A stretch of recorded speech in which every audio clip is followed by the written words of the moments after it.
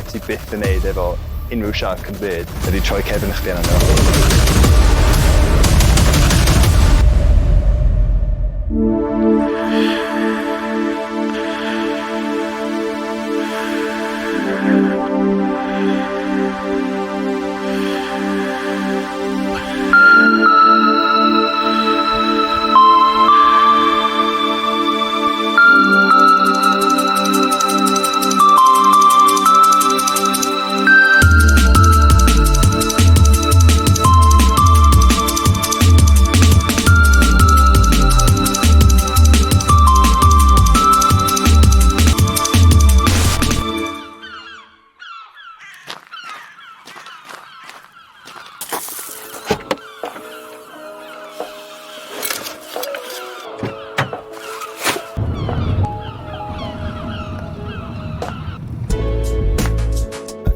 Jake Davies a dwi'n barolegydd moral o deifiwr a fideograffwr dan dŵr.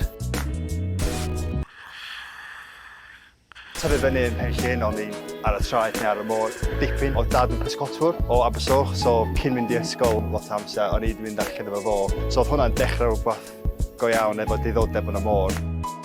Pan nes i fynd allan o'ch chi gallu scuba diving yn Cymru, oedd hwnna'n rhywbeth o'n i really eisiau gwneud. Y peth gyntaf oedd i'n gorfod wneud ydy mynd am troi, so nes i mynd i pwll Heli. A dwi'n just dal yn cofio y noson yna, rhoi kit ymlaen, eistedd ar y pwll, just rhoi y regi mewn i ceg a pen dan y dŵr. A dyna fo. Yr unig ffordd i disgrifio fo ydy yr agosau ti'n gallu mynd i bod ar y llead neu yn space mewn ffordd. Achos ti'n hollol weightless a ti yna, mae bob dim yn just yn peaceful. Pan ydych chi'n deud biolygydd moral, mae lot o bobl yn meddwl am gwaith tramor, gwaith yn y tropics efo dŵr glir, dŵr glas. Rhywbeth yn llefydd fel Maldives. Ydyn ni'n mynd yna mwyn ffilmio tiger sharks. Considered rhywun y siarc o fwy agresif sy'n yna. Ond nhw fel cŵn mawr. Oedden nhw'n dod atach chdi i gweld beth sy'n gwneud. Ond un peth ti byth yn gwneud efo unrhyw siarc yn byd ydy troi cefn chdi arno nhw. A yna un yn nhw'n nath cripio just tu ôl y cefn fi, just tu ôl cefn pen. A nes i troi rownd pan oedd ceg ei tua foot off pen. A unwaith ti'n cael eye contact yna fo, mae'n hollol saff eto, maen nhw'n mynd o'na dyna fo. Pan ydych chi'n deud bywyd môr neu bywyd gwyllt yn Cymru, mae lot o bobl yn meddwl am dŵr, oer, tywyll, dim visibility. A pan fwy amser mae hwnna'n y gwir, ond yn y haf yn wedig neu dechrau haf, mae yna gymaint o fel conditions wych yma. Mae lot o bobl yn meddwl does gen i ddim siarcod neu maen nhw'n surprised pan dwi'n dweud mae yna siarcod yn Cymru. Da ni'n ffodus, mae yna dros 35 wahanol fath. A hefyd da ni'n ffodus i cael Maelgi, gan un o siarcod fwyaf prin yn y byd. A tu allan i'r Canary Islands, eich mae Cymru di lle gorau i cael nhw.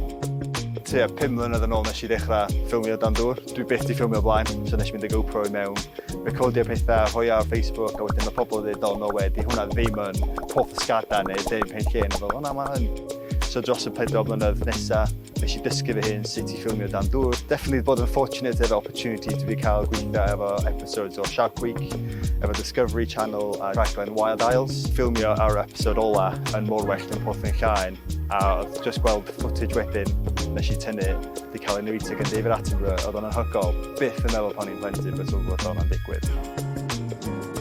Pan ti o dan y ddŵr, mae situations sy'n teimlo'n eitha iawn yn gallu esgleitio'n yn sydyn iawn. Yn y senlli yn lle dda i cael enghraifft ydy mae yna 7 current wahanol yn mynd i mewn i'r enlli. A mae hwnna'n gallu mynd i fyny law a ochr i ochr. Ti'n meddwl sut fedra i cael fy hun allan o'r situation yma. Pan mi lawr yn 20 metr nes i hitio gwylod bob dim yn iawn. A wedyn nath rhywbeth digwydd o'r regulator fi. A nes i signal reg i cael air allan, o dim byd allan o fo. Just cael llond ceg o dŵr. O'ch ti'n just tagio dan o dŵr. Oedd yn dal lot o cerrynt, oedd yn tywyll. Doedd o'n situation o'ch ti'n mysio i bod yn. Ffodus iawn, a dwi'n cario ail cylinder. Just rhaid gofyn mae rhywbeth yn digwydd.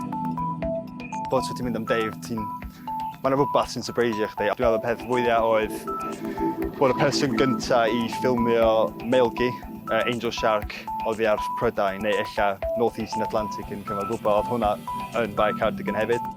Gymaint o weithiau nes i ddeud oedd o'n amhosib. Maen nhw mor bryn a hefyd maen nhw'n cuddio dan y tywod. Ond Bank Holiday August yn 2021, nes i mynd allan am y Dave a just gweld beth ddim yn edrych yn iawn o dan y tywod a dyna fo oedd yna Angel Shark yn fan'na, reit ymlaen fi. Mae lot o hanes wedi cael ei cuddio dan y tonnau hefyd. Pan ydych chi'n mynd lawr i Aberdaron, mae yna safle fan'na efo hen bombs o'r ail rhyfel byd, lle oedd y warren yna yn trio wneud target practices.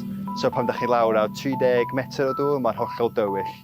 Hollol, pan nes I deifio fel oedd o'n hollol calm, a ti yna yn y tywyll efo torch, and all of a sudden ti'n gweld bom ma yn dod allan o'r tywyllwch. Ti byth yn gwybod o ba dan y hanes ti'n gweld pan ti'n deifio yn lle nes. Gen I y bucket list I bod y person gyntaf I ffilmio bob un siarc a'r morgathod yn Mhrydain sy'n posib. So gen I tick list o pa siarcod dwi eisiau cael nesaf. Ers tyfu fyny, dwi fel, wrth ymwyl y môr yn y môr ydy lle dwi di personally ffeindio'r lle fedra I meddwl yn well. So mae hwnna'n fel getaway o bywyd mewn ffordd.